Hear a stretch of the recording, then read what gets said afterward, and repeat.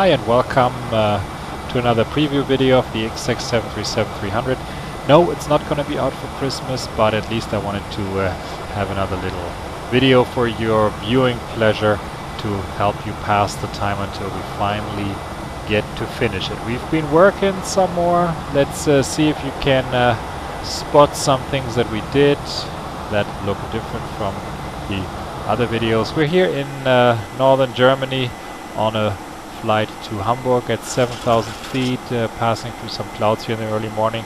You see the temperature, it is pretty cold up here. Minus 2.4 is the total air temperature, minus 10.6 the static, and that's why of course I have the engine anti-ice running with the start switches in continuous. I'm flying away from the airport right now, and there's an airport down there. Let's see which one that is. I'm going to select the airports on my little map here. It's actually Lübeck, and I want to tilt down the weather radar a little bit so we don't overscan here. Might not want to pass. Oh, that was a little too much. There we go. Don't want to pass through any rain clouds. Okay, let's turn back towards the airport, and I want to land runway 23, so we'll pretty much make a 180 to the left, and at the same time we also start the descent to about 3,000 feet to start the approach. You can see the auto throttle reducing thrust, and the plane, oh, what is that? Engine fire number 1. Okay, plane is flying, we're going to descend to 3,000 feet, that's fine. Cancel the warning, cancel the master caution. Engine fire, severe damage or separation number 1, start procedure. You can see it's already starting to spin down, so we gotta be quick. Auto throttle if engaged, disengaged. Disengage, regain thrust, lever control, and thrust lever number 1, retard. Number 1 confirmed, retarded, master caution cancel, engine start lever number 1 cut off, number 1 confirmed, cut off. You can see now the engine number 1 is spooling down. Of course it has no fuel anymore. Also the fire has no fuel, but it is still burning, so if the engine fire warning switch is still illuminated, number 1 confirmed, you pull it. This cuts all sorts of supply and connections to engine number 1, and since it's still burning you will rotate it to one side. Make sure that you hold it until the bottle discharge light is illuminated. You can see that right there, and fortunately the fire is out. The engine switch is actually not illuminated anymore. So what do we have? We're descending here.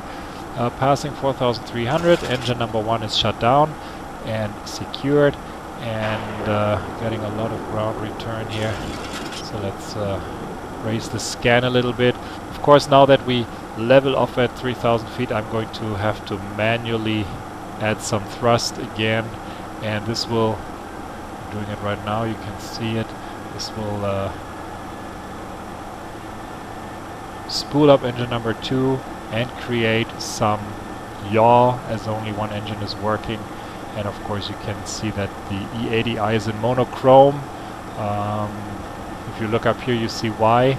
Some of the equipment cooling fans are not working anymore. I can remedy that real quick, switching them to alternate, and I have a color display back.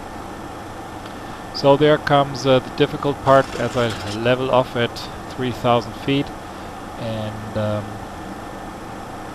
autopilot of course goes into altitude acquire, and I need to add manual thrust. More than just for one engine, I probably have to go to like 70% almost to maintain over 210 knots. Here we go, and I want to of course not have too much asymmetry, and I use my rudder trim. Go to about 7 units to the left. Check again, and the ball is almost in the middle. Coordinated flight again. fair.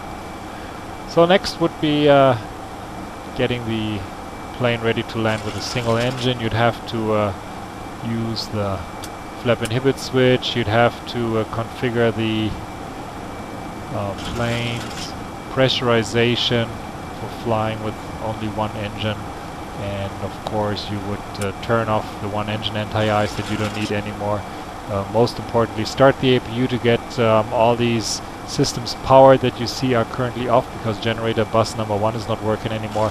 Especially in these icy conditions, you want the pitot heat and everything working again. But that's stuff for a more thorough video dealing with abnormals, and I think this should be sufficient to get you over the Christmas time. I hope you enjoyed it, and you'll hear more from us next year.